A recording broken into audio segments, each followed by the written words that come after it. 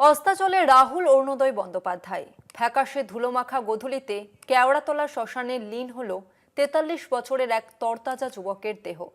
চলচ্চিত্র জগতে স্বল্প দৈর্ঘ্যের ওই অভিনেতার শেষকৃত্যে হাজির টলিউডের বিশিষ্ট পরিচিত ও কমনামী কুশলীদের দল।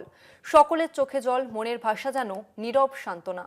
চিরদিনই তুমি যে আমার ২০০৮ সালে যে ছবির অভিনয়ে দক্ষতা চিনিয়েছিলেন রাহুল, আর রাহুলকে চিনেছিল বাংলার দর্শক।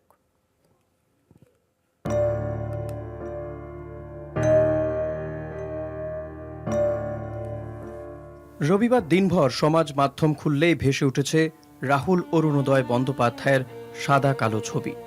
উড়িষ্যার তালসারিতে এক ধারাবাহিকের শুটিং করতে গিয়ে অকাল মৃত্যু ঘটে টলিউডের ওই শিল্পীর। ময়নাতদন্তের রিপোর্ট বলছে জলে ডুবে মৃত্যু হয়েছে অভিনেতার। রবিবার শুটিং প্যাক আপ করে সোমবারই বিজয়গড়ের বাড়িতে ফেরার কথা ছিল রাহুলের। ফিরলেনও, তবে কফিনবন্দি হয়ে। মাত্র ৩ বছর বয়সে রাজদর্শন নাটকে অভিনয়ের হাতেখড়ি রাহুলের।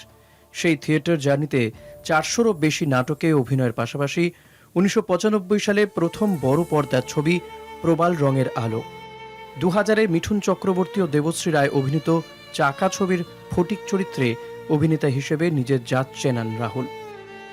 আর ২০০৮ সালে রাহুলের চিরদিনই তুমি যে আমার সুপার ডুপার হিট। রঙিন পর্দার পাশাপাশি ওয়েব সিরিজেও সাবলীল ছিলেন রাহুল। সাম্প্রতিককালে ইন্দুবালার ভাতের হোটেল রাহুলের জনপ্রিয়তায় নয়া মাত্রা দেয়। ২০১০-এ সহ অভিনেত্রী প্রিয়াঙ্কা সরকারকে বিয়ে করলেও ৭ বছরের বেশি টেকেনি ঘরকন্যা। পৃথক হয়ে যান রাহুল প্রিয়াঙ্কা। ততদিনে অবশ্য ছেলে সহজ চলে এসেছে অরুণোদয়ের পরিবারে। অভিনয়ের সঙ্গে পডকাস্টেও সক্রিয় হাজিরা ছিল রাহুলের। সোশ্যাল মিডিয়ায় খুবই জনপ্রিয় ছেলের নামে তার পডকাস্ট চ্যানেল সহজ কথা।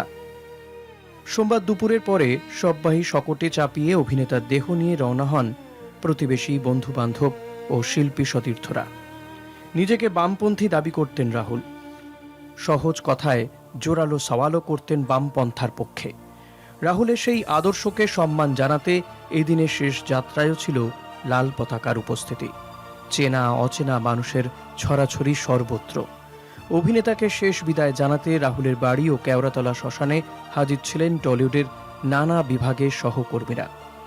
শোকে স্মৃতিতে চোখের জলে যেন চিরদিনের তুমিকে ছাড়তে নারাজ রাহুলের অতীত পরিসর। তোমার সমুদ্র ভালো লাগে?